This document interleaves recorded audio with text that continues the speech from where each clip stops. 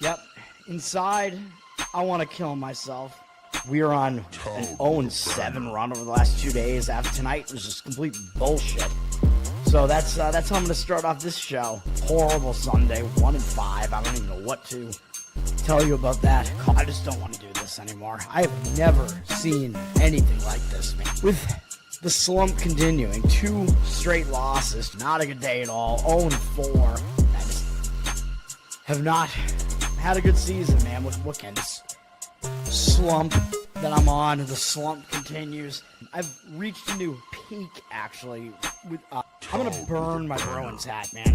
I don't know what is going on with the Bruins. March 8th, is that what it is? I don't even know. It's March 9th, I think.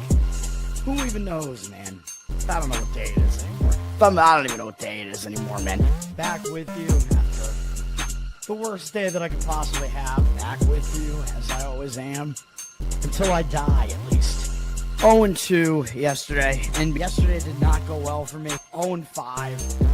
The worst month that I've ever had in my 18 years doing this. I don't know what to even tell you about this anymore. Broke the slump yesterday as the slump discontinues. The slump continues. Somebody fucking kill me, please. I don't even know what I should do at this point other than potentially end it all. What's up, everybody? It's Toad back with you. It's Toadstool Sports. NFL Week 17, the penultimate week. It's one of these weeks, man, where you got to gauge motivation for teams. You got to look at all the playoff scenarios. Got to try to figure it out. One rule that I usually like to use, as I already talked about a little bit about today's games. I tend to think the teams that can control their own destiny, they don't do as well. It's like the pressure is on them. The market over adjusts to that fact and usually don't get value on them. Teams that don't control their own destiny usually play a little bit looser because it's out of their hands. So I think that's what we got going on. I mean, we had a nice win tonight with the Ravens. I'm 2-0 in my my splash contest here this week so far. So I'm in the money, baby. Probably going to be in the money heading into the final week. I don't think I can win the contest or anything like that, but I want to be up, as much as possible. I want to win as much as possible. I'm going to win something, but hopefully I win a decent amount. But hell yeah, Mr. Penzi, what's up? I don't know what that means. Finger red, number 1. Thank you, sir. We got lucky on the bowl game, but I'll take it. You parlayed those 3. Well, thank you. Yeah, I mean, that bowl game looked like it was going to be a loser. I mean, I definitely nailed the NBA game. The hockey game is looking okay. I mean, at least one thing that you could say is that North Texas, their defense didn't show up in that game, so there is at least that. The offense looked good, but the defense did not. So I'm glad it was a winner, but yeah, it was dicey. We're 3-1 in the bowls and playoffs so far, so I will take that. And hopefully, hopefully it can continue. But this is the NFL show. Hopefully we can continue doing well in the NFL to finish off the season here. I'm going to add 2 plays. One of them is one that I already talked about, and I was like, I don't think I want to do it, but now I'm like, yeah, I'll do it. Some of the games that I thought I might wind up having a play on, I do not. So we're going to try to be selective here, man, with the NFL tomorrow. I mean, I always try to be selective. By the way, that Chargers game, I don't know if you saw that game. I know they were losing 14-0 right out of the gate, but Texans did nothing after that. And the Chargers, they got absolutely screwed on a penalty call that extended Texas. Like, the Texans drive was going to end, and the Chargers were going to get the ball back and have a chance to win the game. They called illegal contact on the Chargers on a play where the Texans receiver just mowed the defender down. It was one of the worst calls I've ever seen. I quote tweeted the video of it. That shit was rigged, dude. Just absolutely rigged. And of course, I'm extra pissed because that eliminated the Colts from the playoffs. My Indianapolis Colts, who were once 8-2, they're dead. So isn't that just great?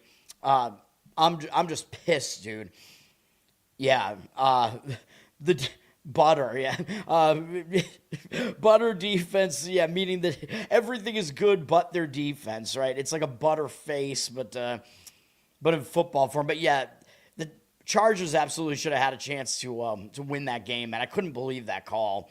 The illegal contact didn't even make sense because I thought illegal contact had to be within the first 5 yards too, and not only was it not, but the receiver, it should have been offensive pass interference. It made no sense. It made absolutely zero sense. 6 out of 7 of your props. There you go. Hell yeah. Henry, yeah, he did go over. That was a good call there. He had a monster game, which I wasn't sure if that would happen. I mean, I liked the Ravens in the game, but, it kind of made sense because for some reason they just didn't use him last week, and they were just getting shit on for that. Not using him down the stretch. But Green Bay's defense is pretty legit, although they were not good tonight. Yeah, let's not talk about 6-7. It's demonic, man. Let's get into this board here. I don't want to be up too late here. We'll start right out with the top of the board here. Cardinals, Bengals. This is a great one. Bengals are up from a 5.5-point favorite to a 7.5-point favorite. And I always clarify that this opening line that pregame shows here is actually usually the look-ahead line, which is why I don't bring up the look-ahead line separately now.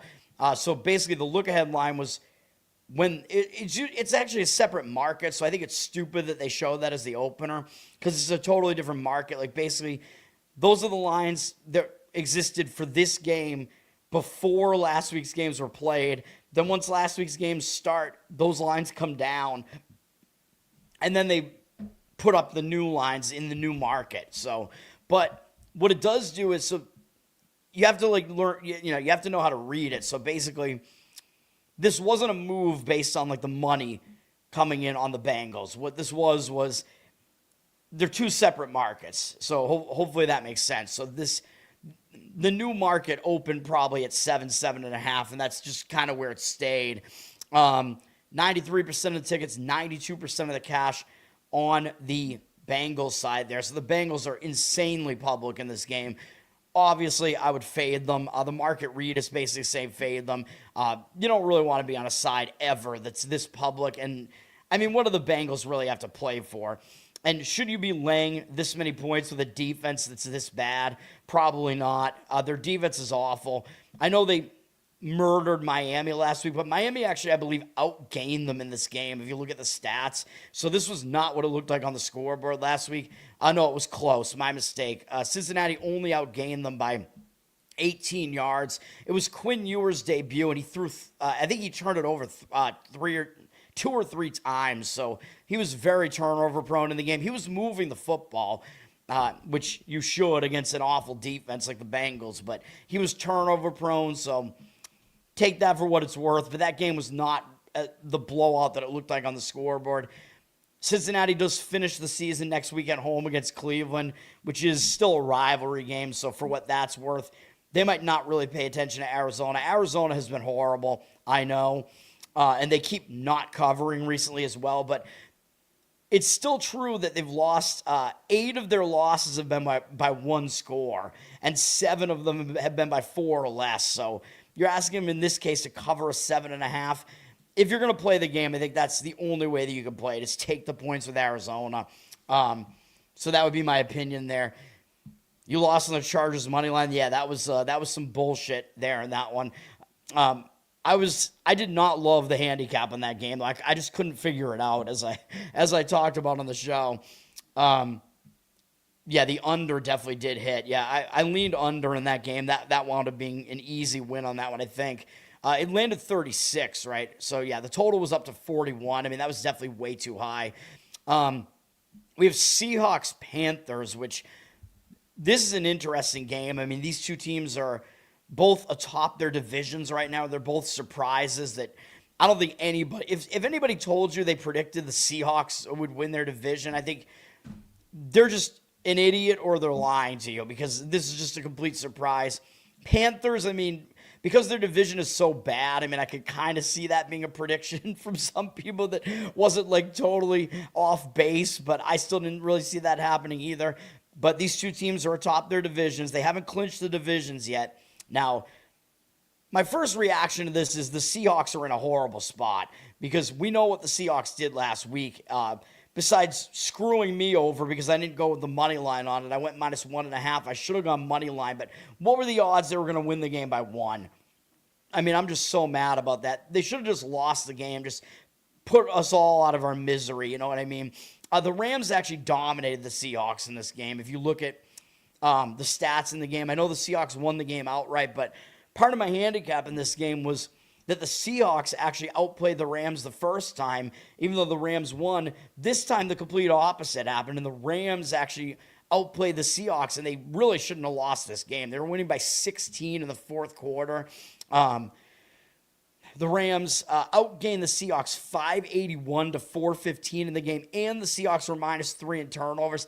How did they win this game? I actually have absolutely no idea. I don't think that we really had any business getting that win with the Seahawks. If you play the money line, the Rams dominated the time of possession too, basically 40 to 26 essentially. And they had more first downs. So this game wasn't really what it looked like. Seattle's not as good as they looked in that game, and that was a huge win for them. So not only could that be a letdown spot, but they have to travel to the East Coast, and guess who they play next week, by the way? Oh, yeah. They play San Francisco, who actually has the tiebreaker against the Rams. And by the way, if San Francisco wins this week, and they won't have played yet when Seattle plays because San Francisco is playing the Sunday night game. If San Francisco wins and Seattle, there's a lot of different combinations, but if both teams win going into next week, San Francisco can beat Seattle at home in San Francisco and win the division because San Francisco would sweep Seattle because they beat them in week 1 in Seattle. So San Francisco would actually win the division and win the tiebreaker if that were to happen. And that's who Seattle's playing next week, San Francisco. So they're in a huge divisional sandwich here. So it's like, this is the type of game that I, foam at the mouth for. Like, this situation is so bad for Seattle. It's ridiculous. And yeah, they have extra time off because they played on Thursday. But that game, you got to think that game took everything out of them, man. Plus the fact that they weren't as good as it looked at all on the scoreboard.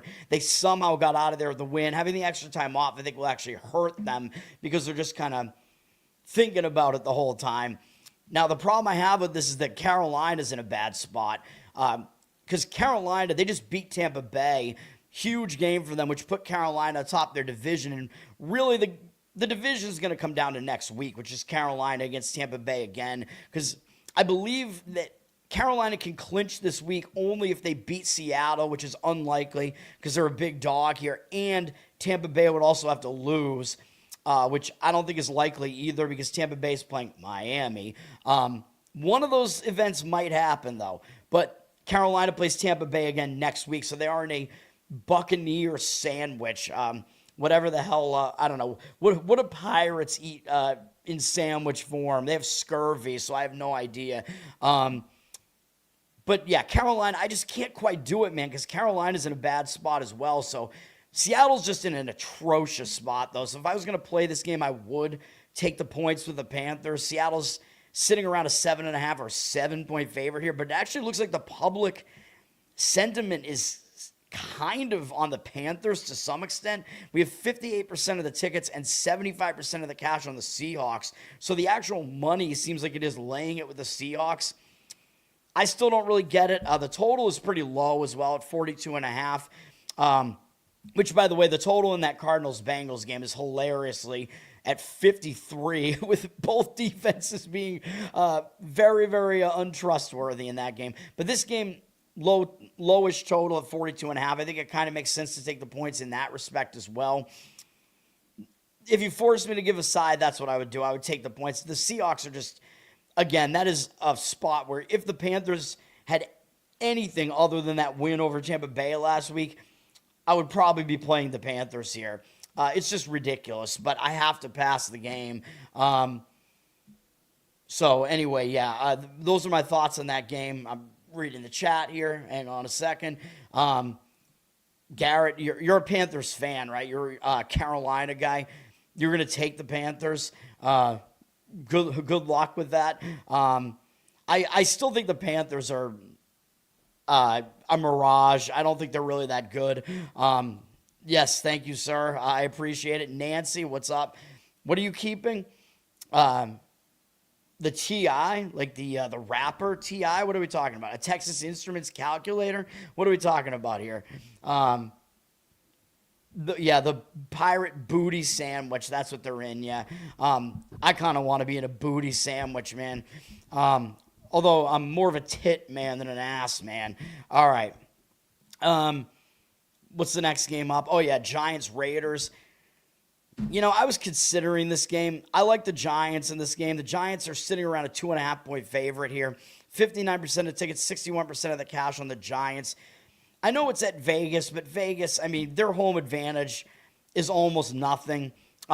Vegas is a tourist town, and the Giants, they do have a big fan base across the country, so I expect there will be some Giant fan representation in the crowd in this one. It's also not a good spot for the Raiders. I know they're at home here, but the Raiders do have a home game to finish the season next, but the Raiders are also coming off that big game against Houston where they could have won that game, man. The Raiders were 2 touchdown dogs in that game against a physical Houston defense, and they almost won the game. They were losing by 2. That was the final, but there were also like 5 minutes left in the game when they were down 2. They actually had chances to potentially win that game. Now they're coming off of that, and they're playing an out-of-conference game. And yeah, by the way, the Raiders finished the season at home against the Kansas City Chiefs. And I know the Chiefs are not going to make the playoffs this year or whatever, but you got to think after years and years of getting their asses beaten by the Chiefs, whatever. I know there have been some close games there, but you got to think the Raiders, they're going to show up for that game and try to beat the Chiefs. Because it's been so long, I think, since they've been able to do it. And the Chiefs have been such a dominant presence in this division. That's a big game. So I think this is a bad spot. I think it's basically a sandwich spot. The Giants, I know they're 0-8 on the road, although the Raiders are pathetic at home, too, 1-6. So it's not like that's that much better. The Giants, I don't know what that was last week, man. It was maybe the worst offensive performance that you'll ever see. I don't know how that happened. Jackson Dart did nothing. The Minnesota defense was good. J.J. McCarthy went down in the game. We had the Giants on this show, and the Giants did have a defensive touchdown in the game that made us think maybe we were going to get that one. They actually pushed, I believe. I think I gave it out at 3. I did find a 3 on that one, but still, with J.J. McCarthy going down in that game, I don't know how the Giants didn't pull it out somehow in that game. I have no idea what happened, but it might be good for the Giants to just say fuck it and just go on the road and play maybe the worst team in the NFL and the Raiders here. So there's a reason why the Giants are favored on the road. When would the Giants ever be favored on the road? And yeah, it might be a spot where you might make the argument, well, the Giants shouldn't be favored against anybody on the road. Maybe, but it's a pick the winner price for the most part. It's below a field goal here. If you play it, I think you got to play the Giants if you play it. That would be my opinion in that one. Lay the 2.5, play the money line, whatever, something like that in that game. All right. That one was actually one of the ones that when I first thought about the game, it was one of the ones that jumped out at me more that I kind of liked the Giants in that one. This bowl game that's on right now is crazy, by the way. It's tied again. It's just been back and forth. Houston up 7, LSU tying the game over and over and over again. Houston looks like they're about to retake the lead again late. This is crazy, man. Anyway, I don't really have much of a stake in this. I just have my bowl pick'ems here because ESPN gave us LSU plus 3.5, I had to do it because the line was 1 when the game went off. But I think in the straight ups, I just took Houston. But yeah, whatever. I don't really care that much about it. Don't really have any money on the line, really, significantly in any of that stuff. No splash pools there. All right. Steelers-Browns, I'm going to skip because I am actually going to make the play that I was talking about. I'm going to give it out as a play. Saints-Titans, which, by the way, putting Titans right here below the Saints makes it look like it says Taints. It's the Taints against the Titans. Yeah, this is a really great game, by the way. The Saints are a road favorite. And again, do the Saints deserve to be a road favorite against anybody? I don't know. The Titans are definitely really bad. They're one of the worst teams, but the Saints, because they've won like 3 games in a row, now they're all of a sudden getting a little bit of respect. I don't know. Saints are down from 2 to 1.5 here. 64% of tickets on them, 51% of the cash. So the Saints are actually a public road favorite, which the market read would lead me to wanting to grab the Titans in this one if I was going to play it, which I'm not. I don't want to do anything with this disaster of a game, but it is possible New Orleans has some sort of like delayed letdown spot here, because I thought they were going to be in a letdown spot last week after they had beaten Tampa Bay and Carolina, pulled off 2 straight divisional upsets, and they had the Jets. But the Jets just haven't been able to do anything, man, and the Saints were able to hold them to 6 points and win the game. Now they're going out on the road.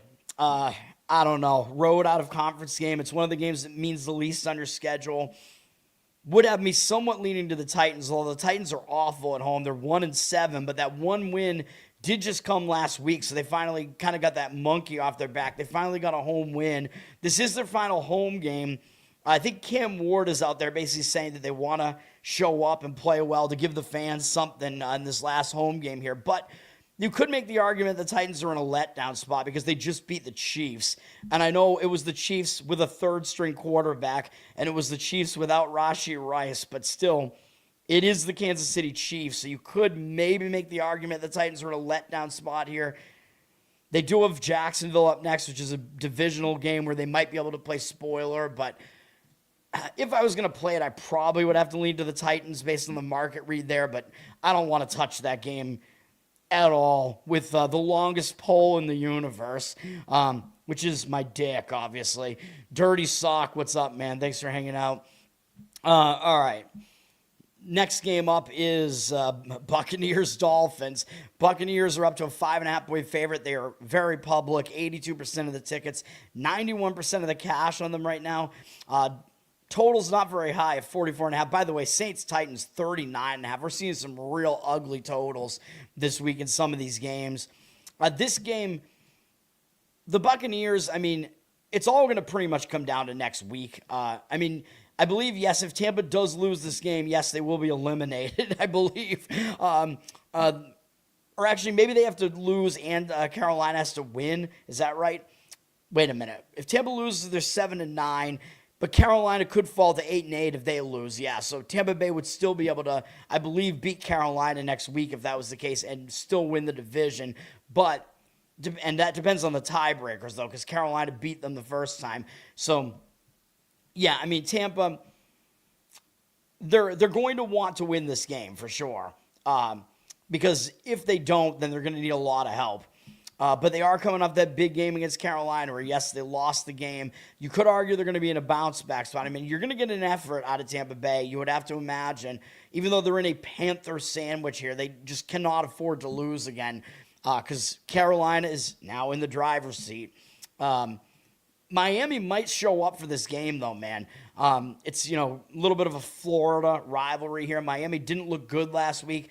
It's Miami's final home game, and you got to think – the team's not going to hang Quinn Ewers out to dry, you know what I mean? Like, they're not going to leave the rookie QB in his second game. They're not going to not show up for him, you know what I mean? Like, having that rookie QB in there might be a reason that the team will show up and play. And he wasn't actually that bad last week. I know he got an easy task against a bad defense. He made some mistakes for sure, but those things can be cleaned up. You learn, you get a little bit better. I don't think he's that good, but I don't think he's going to be terrible here, and Tampa Bay's defense is really not excellent either, so if I was going to play the game, I would have to fade the public again and look towards taking the points with the Dolphins. Kind of a tough spot for the Buccaneers, and man, the Buccaneers have been falling apart too, although it's not really a good, handicapping reason, because right now they probably look worse than they actually are, but I've never been a fan of Baker Mayfield, really.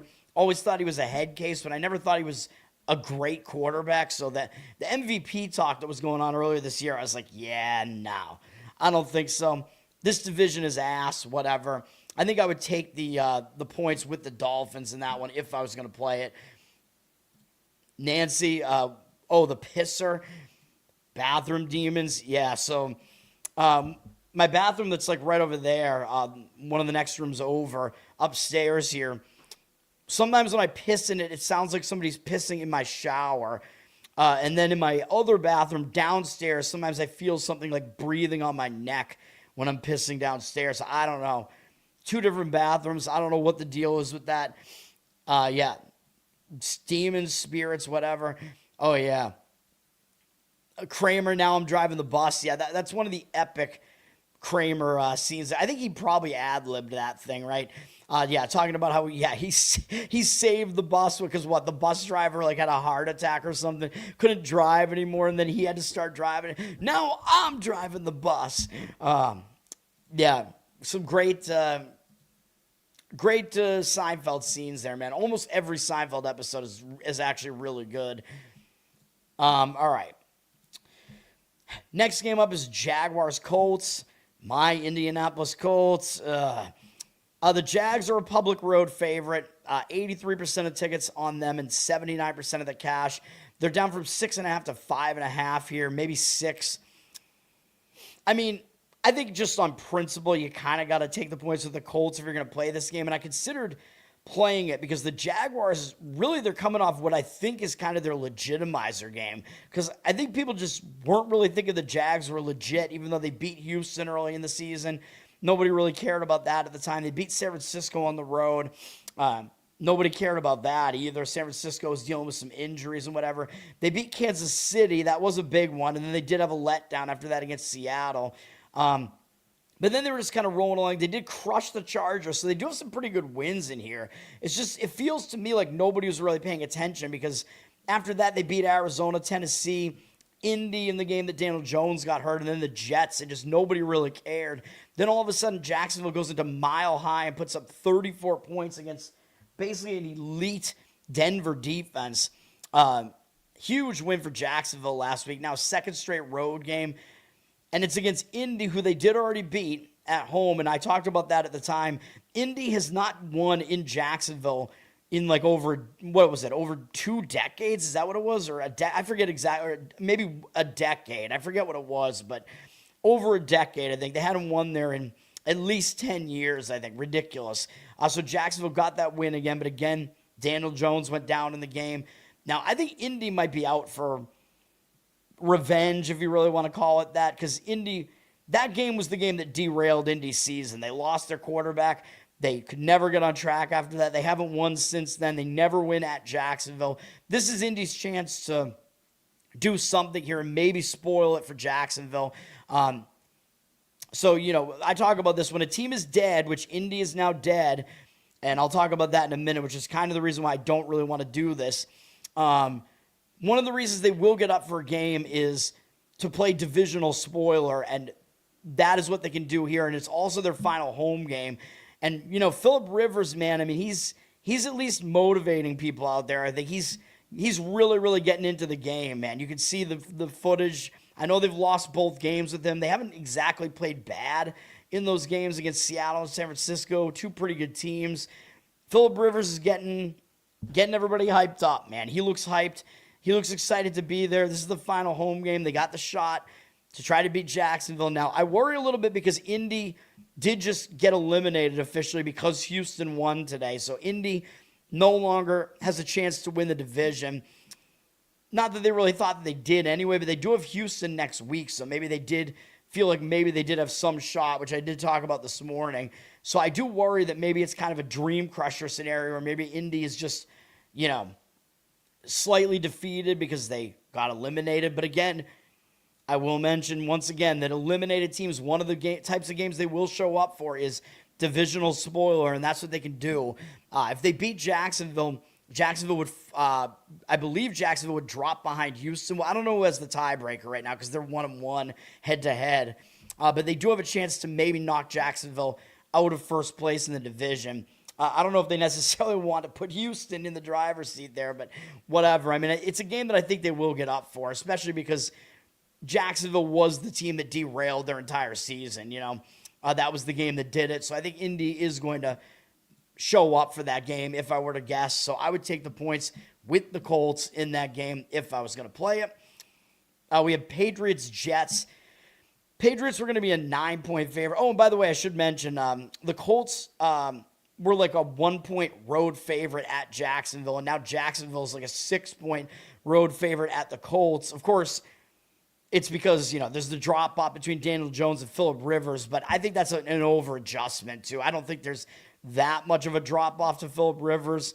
I think a more appropriate line, probably I would say, somewhere 3 to 4 range, I think would be more appropriate for the Jags there. All right, Patriots, we're going to be a 9-point favorite against the Jets, but now entirely because the Patriots looked good again in that ridiculous comeback against the Ravens, where they probably should have lost that game. And because the Jets looked so bad against New Orleans, now we're looking at a line of 13.5, which, by the way, the Patriots, when they played the Jets at home not that long ago, the Patriots were only a 13-point favorite. So should they really be laying more than that on the road now? And the other difference is that the Jets have Brady Cook at quarterback now, a rookie. So there is some drop-off there, but still, this line pretty clearly is too high.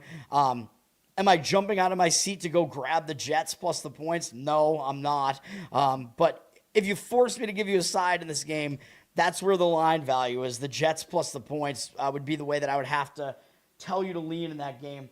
It looks like LSU just turned the ball over on downs. Houston up 3. New England is ridiculously public. 90% of the tickets, 90% of the cash. I mean, there's still a team that hasn't beaten that many good teams this year, man. So we'll see what happens when they get to the playoffs. I don't expect them to get that far because they're not that experienced. They had a really weak schedule this year.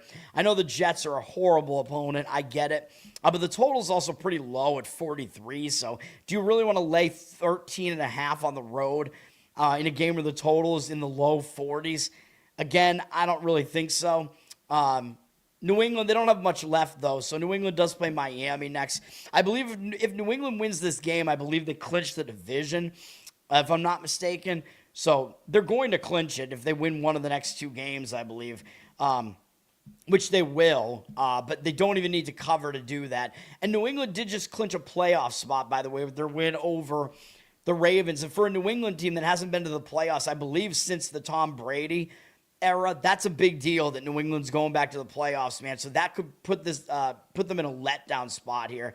And again, they did it by beating the Bills and then beating the Ravens on the road. Or they lost to the Bills. What am I saying? They lost a heartbreaker to the Bills 2 weeks ago. Huge game. Then they beat the Ravens, and they had to make a huge comeback on the road in prime time against the Ravens, down 11 late in the game. So coming off all that and clinching a playoff spot after not having been in the playoffs for so long, I think it does put them in a letdown spot there. So if you play the game, I think you have to take the points with the Jets. I don't love it at all, though. I'm going out of chronological order, so my apologies there, because the Giants and Raiders game got moved around to one of the 4 p.m. games. There's only one other 4 p.m. game, and it's the game everybody's going to watch, which is Eagles-Bills. 64% of tickets, 70% of the cash on Buffalo. They were going to be a 3-point favorite based on last week's the look-aheads. Now they're only 1.5, and is that just because the Bills look bad against the Browns? And the Eagles, what did they do? They won again. Oh, yeah, the Eagles won against Washington.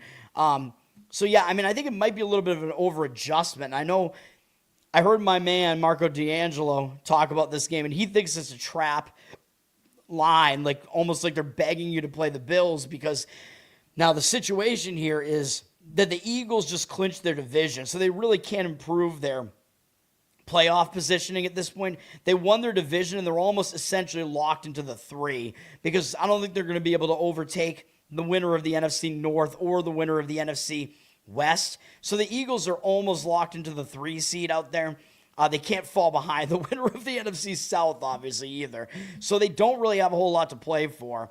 And the Bills could technically still win the AFC East, although it's unlikely. So, yeah, I mean, the Bills, when it gets down to it and you have a team, the Bills are already going to be in the playoffs. I think they've already clinched a playoff spot, but I believe they have. Maybe I'm wrong about that. But, again, when really what they're playing for is seeding, the motivation's not really completely there, but I still think the motivation for the Eagles is just almost absolutely zero. So That's what I worry about. Like Marco was saying that it looks like they're begging you to play the Bills here because everybody kind of knows, oh, well, the Bills still have a shot to win the division. The Eagles don't really have anything left to play for. But I don't know that the public even thinks about stuff that way. And to me, the market read right now looks like the public is somewhat on the Bills, but some of the actual money is also coming in on the Bills. And if you look at what happened last week, Philadelphia, yeah, they have extra time off because they played when did they play? They played on Friday. I think I get Saturday. I get all mixed up now when these games are because we have the Saturday games now. There's some, I think, Friday games in the mix at some points. I think they played on Saturday, so they have extra time off. But they looked pretty good in beating Washington. But Washington, they were down to a third-string quarterback, man. Josh Johnson had to come in cold in that game because Mariota got hurt.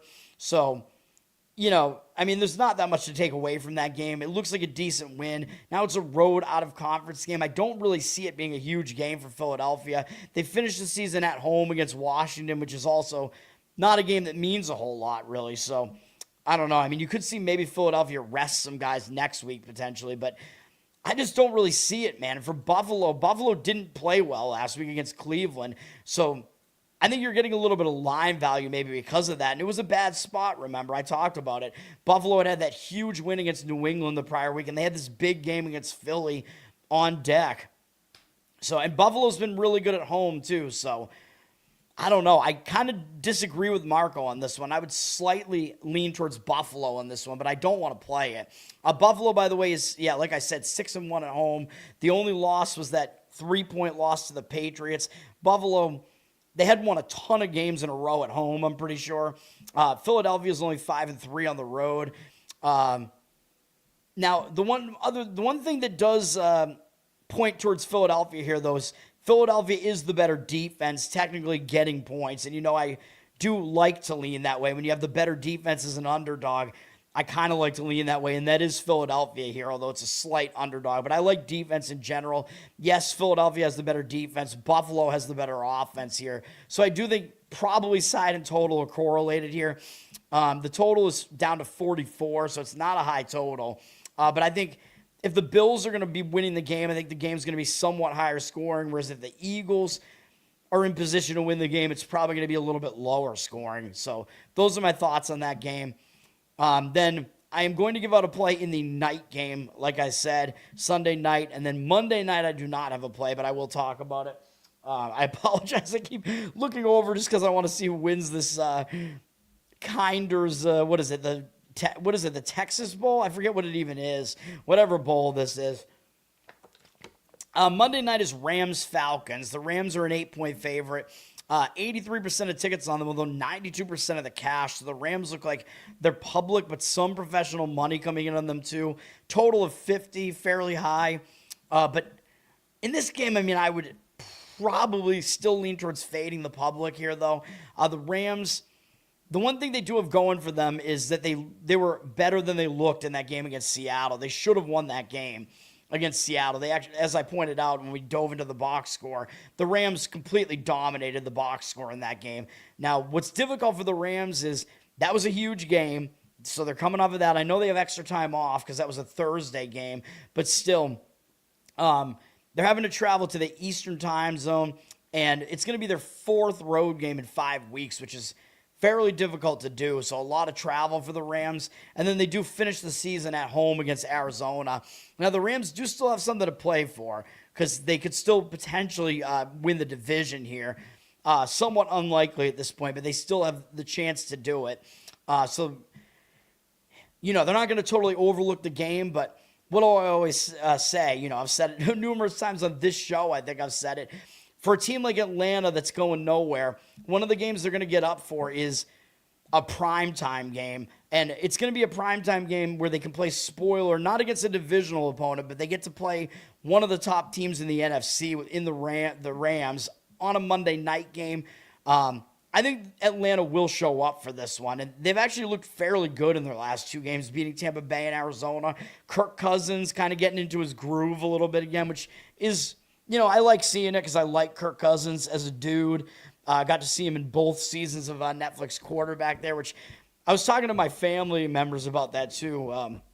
My dad's side, we got some good Christian people on my dad's side of the family there, and I was talking to some of them. They like the Netflix quarterback, and immediately I was like, yeah, Kirk Cousins was my favorite out of them, and they're like, us too. Yeah, we love Kirk Cousins. I'm like, that's right, man. So, yeah, I mean, for Kirk Cousins' sake, hopefully it happens. Yeah, so I would lean to taking the points of the Falcons in that one. We're going to talk about it again on Monday night and see if the market switches up.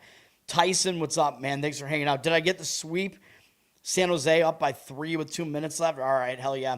They were up 2-0 early, and then I saw it was 2-1. But, yeah, hopefully we'll get it done and get the sweep. I know I got lucky with the bowl game, but these bowl games are chaos, man. And sometimes you gotta get some luck sometimes. Bo Nix, he hasn't been in that. The 3 quarterbacks in the first season were Mahomes, Cousins, and Mariota. And then the second season was Cousins again, and Goff. I kind of liked Goff in it. And then who was the third? Why don't I remember? And then they did have a receiver season as well with 5 different receivers. Why am I not remember who's the third quarterback in the second season? Why don't I remember that? Yeah, I don't know why I can't remember. It's ridiculous. Like, how could that slip my mind? I think it was a somewhat well-known quarterback. Everybody knows all the quarterbacks pretty much. Who was it? Why is it escaping my mind? I almost wanted to say it was Dak, but that's not right, because I'm thinking of the Hard Knocks season that's going on right now. The in-season Hard Knocks is I still have to watch this past weeks, by the way, for that, but I always watch Hard Knocks. It's entertaining enough. They're doing the NFC East this year, though, which is just awful. No, it was not Kaepernick. Although Dave Chappelle was wearing a Kaepernick camo jacket in his new special, which I thought was kind of stupid. But the special was all right. It was kind of funny. He's definitely getting some of the politics wrong and thinking about some things in the wrong way. It was a decent special, though. The ending was quite good. Cousins was definitely in both. I already mentioned Cousins. UNLV, what's up, man? Thanks for hanging out. No, the second season was Cousins, Goff, and then I don't know why I forget who the third quarterback was in the second season. It was not Mahomes again. It was somebody I don't believe. It was somebody who wasn't in the first season. I don't know. I can't remember. What? Oh, Dave Chappelle. Is he gay for Kaepernick? I have no idea. I don't even know why he was wearing it, to be honest. I mean, Chappelle, he's not like a woke dude, really. I mean, he makes fun of a lot of that stuff in his material, so I have no idea. And he did do some of that again in that special. It was Joe Burrow. How could I forget? Yeah, it was Joe Burrow. Dude, speaking of gay, yeah, he might be. Joe Burrow has his own fashion consultant. If you watch on Netflix season 2 of Quarterback, yeah, it's Joe Burrow. He's got a fashion consultant, man. He never has a chick with him, so yeah, I don't know. You can make some guesses there. Thank you, sir. You parlayed. Yeah, I was right about the Islanders. Did I like the Avs? I don't remember. I'm not sure that I did. I don't think I did. Did I? I don't remember. I don't think I liked the Avs. I think I liked Vegas in that one, if that was who they were playing. So, no, I think I leaned against the Avs. Yeah, I liked the Knights in that one as the dog. Slightly, plus, I thought you were going to get, a decent puck line on that, too. But, again, I recommend against parlays because one miss takes the whole thing down, and the books want you to play parlays because they don't give you good enough odds on them. So I play everything straight. You played that as a straight? Yeah. I mean, if I like a team on the puck line, that is not me telling you that you should play the other team on the money line because it probably means that my opinion is pretty much against it. Looks like LSU is moving the football here. I don't know what's going on here. Unless that was just some replay from before. All right, let's get to the best bets. We're at the best bets, right? I don't want this show to be that long. We got 2 best bets here. One of them, I didn't think I was going to do it, but I am. And then the other one is one of the ones that I thought might make my card, even though I don't know if we're getting a ton of line value on it. The first one up, we're going to play the Cleveland Browns. which you can still get at a decent price because the Ravens won. So the Steelers still are going to be a favorite here because they have something to play for. Now, you might be able to get 4 potentially. I mean, it's better than 3.5, but either way, 3 is the more key number. Could have gotten 4.5 early. I don't think it was ever 4.5, though, except for the look ahead, which is interesting. The line's a little bit less than what the look ahead was. But first of all, look at the total in this game, 34.5. But I do think the total is an overreaction. That's because it's going to be rainy. It's going to be really bad weather in this game. So that is something to watch out for. But I do think the total is an overreaction. Rain causes overreactions. Rain could cause the defense to kind of slip up to some extent. So you see somewhat more scoring than you would think with the rain. So I do think the total was an overreaction. 79% of tickets, 78% of the cash on the over for what it's worth. But either way, it's still a really low total. And in a game like this, you do want to look towards taking the points with the low total. The Steelers have 77% of tickets, only 72% of the cash. And I do not like the spot that the Steelers are in, obviously. They are a team that controls their own destiny. And I already said, you don't want to play on teams that are in that type of situation, really, because they're usually overvalued in the market. You're having to lay points on the road here with them. They're coming off a big road win against Detroit. Now they're playing a 3rd road game in 4 weeks. That I don't think is great either. They played a lot of road games recently. That upset over Detroit, ridiculous, even though they did actually outgain Detroit in the game. Now they're going to Cleveland, and up next is the game that really matters, man. Pittsburgh, they got to beat Baltimore next week. That's really what it comes down to, because even if Pittsburgh loses this game and they drop to 9-7, they got to beat Baltimore. So if Pittsburgh loses, they got to beat Baltimore next week. Yes, if Pittsburgh wins this game, they will clinch. Yes, but that's what I don't like about the spot, because it's one of those spots where you win and you're in, and I think that puts like all the pressure on you, and that team is almost always overvalued in the market because everybody knows if they win, they're in, and then they don't have to worry about the Baltimore game. But I think they are going to be worried about the Baltimore game, and that is looming up ahead. So I think it's a bad spot, man, for Pittsburgh. And for Cleveland, yeah, I know Shedeur Sanders, he's ass, whatever, but Pittsburgh, they're really not as good as what they've looked like this season, man. I mean, I call it Mike Tomlining, where they're just overperforming yet again. Insane that Mike Tomlin is yet again going to have a non-losing season. He has never had a season where the Steelers have gone below 500, which is crazy. And again, he's got it again already this year. Because the worst they can do is 9-8.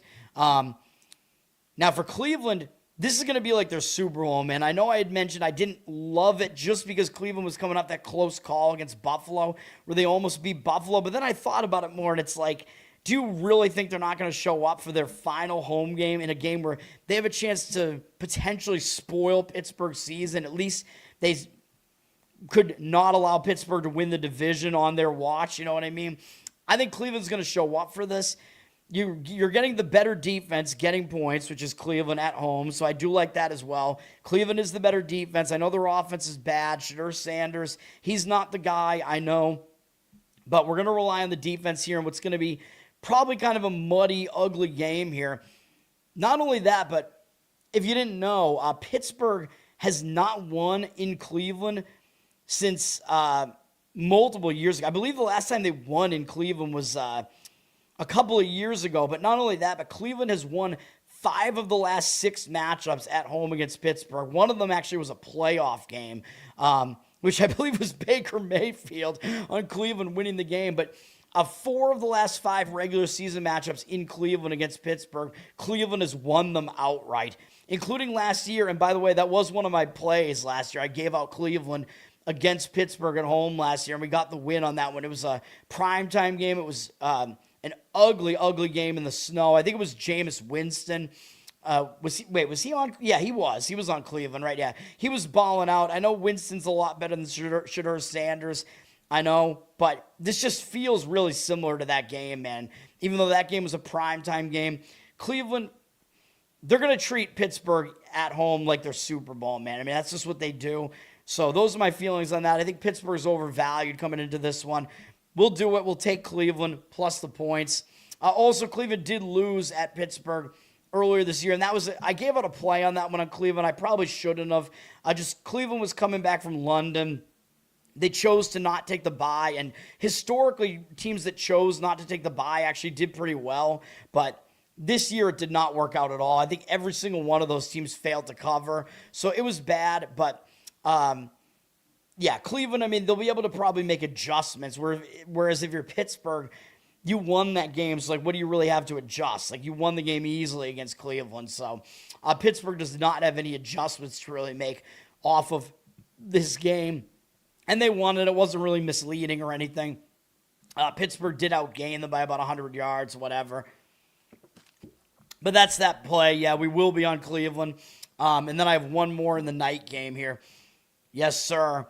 How many plays do I have in total? It's two NFL. Oh, you mean including the other sports? I have no idea. I haven't looked at any of the other sports. There's a lot of college basketball tomorrow. I haven't looked at any of it yet. I have no clue. All right, and then the final one, I found a good number on this. We're going to lay the points with the 49ers. Of course, I'm going against the Bears. Got to just do it here, man. Now, you're going to see mostly 3.5s out there, but they are reduced juice. If you have a lot of books at your disposal like I do, like I found this at Bally.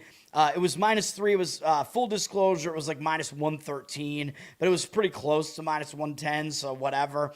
I would still probably lay the 3.5 reduced juice, though I know the hook is a little bit meaningful because 3 is key, obviously, but it's a high total in this game, so in the low 50s, so I kind of expect there to be scoring here, up to 52.5.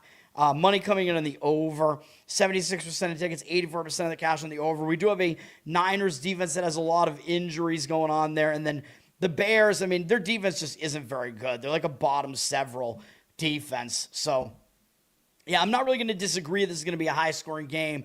And, yes, I know Chicago has extra rest compared to the 49ers are on a short week. They're coming off a Monday night. I understand that.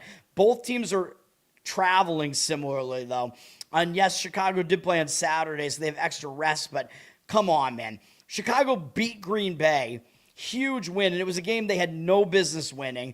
Green Bay lost Jordan Love in the game. Then they lost Malik Willis in the game. And I'm pretty sure it was a third-string quarterback who was in there who fumbled the ball in overtime. And they had a backup center in on that play, too. So the center-quarterback combination fumbled the ball in Chicago territory in overtime, which basically blew the game. Green Bay was winning the game 16-6 with like 3 minutes left in regulation. I believe the Bears didn't even have a touchdown yet in the game at that point.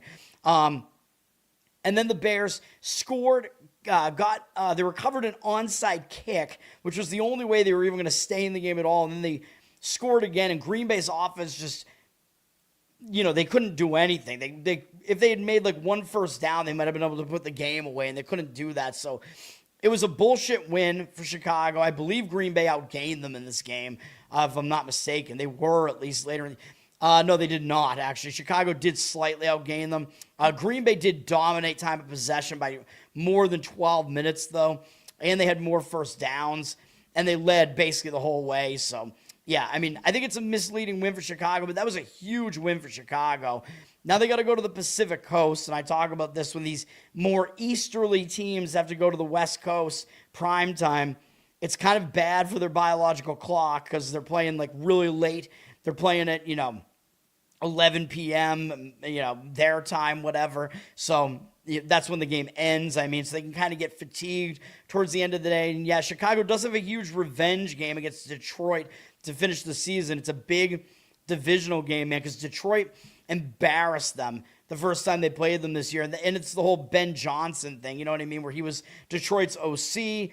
Now he's the head coach of the Bears. The Bears do have the upper hand now, so I think Detroit's going to come into that game angry, even though they're eliminated. But still, that might be a bigger game for Chicago than San Francisco is, man. And now the other reason why I want to fade Chicago here is what just happened a little while ago where we won on the Ravens. Yeah, but in that win by the Ravens, Green Bay was knocked out of divisional contention. So Green Bay had already clinched a playoff spot, but now Chicago clinched the division because Green Bay lost tonight. So now Chicago basically they can't even move. Like they're like locked into they're locked into a first round home game in the playoffs. So, I mean, I think there's an outside chance maybe at a 1 seed, but I don't think they're going to get it. So, I tell you that seeding is not really enough to motivate a team.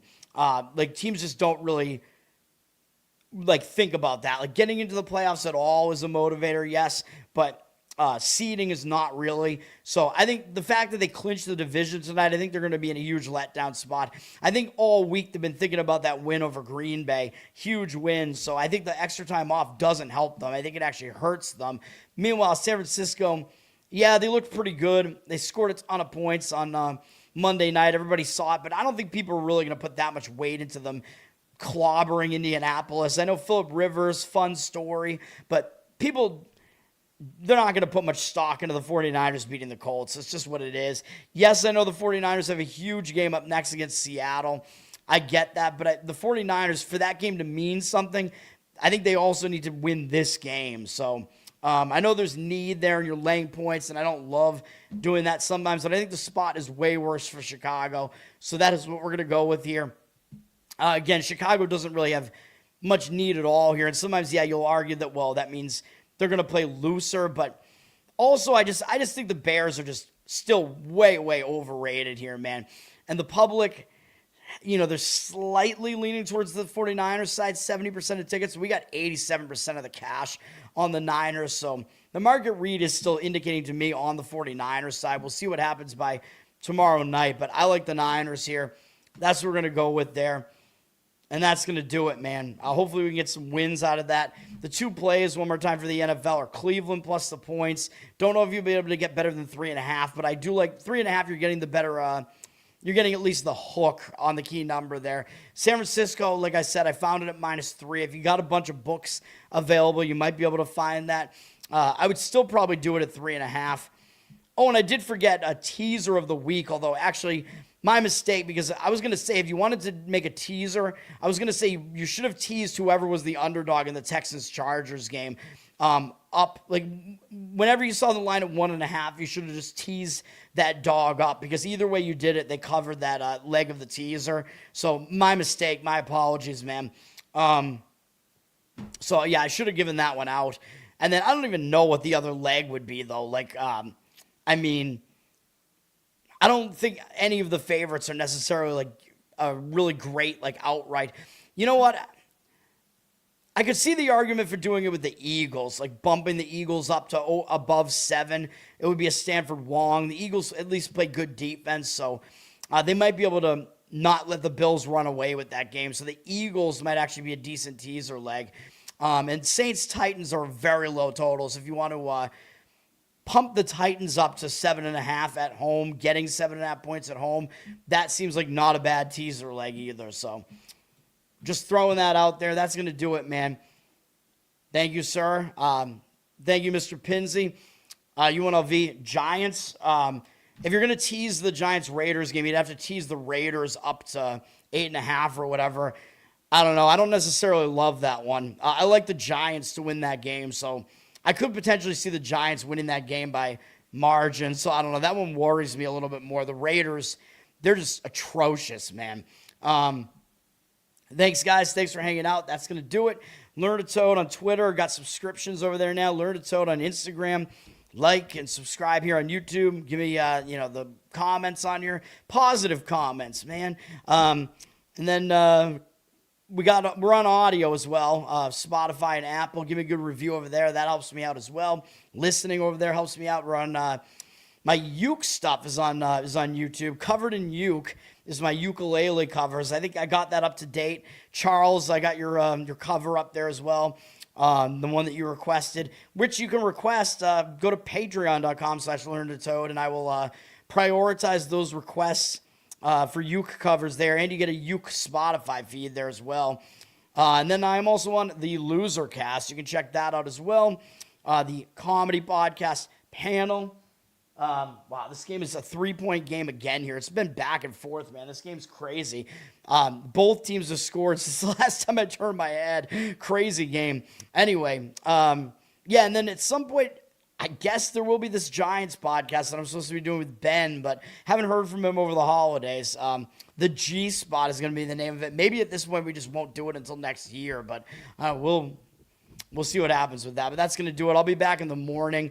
Unfortunately, I have to grind through all this college basketball that's coming back tomorrow, and there will be NBA and NHL as well. No college football tomorrow, but I got to get through it all, man, so we'll see.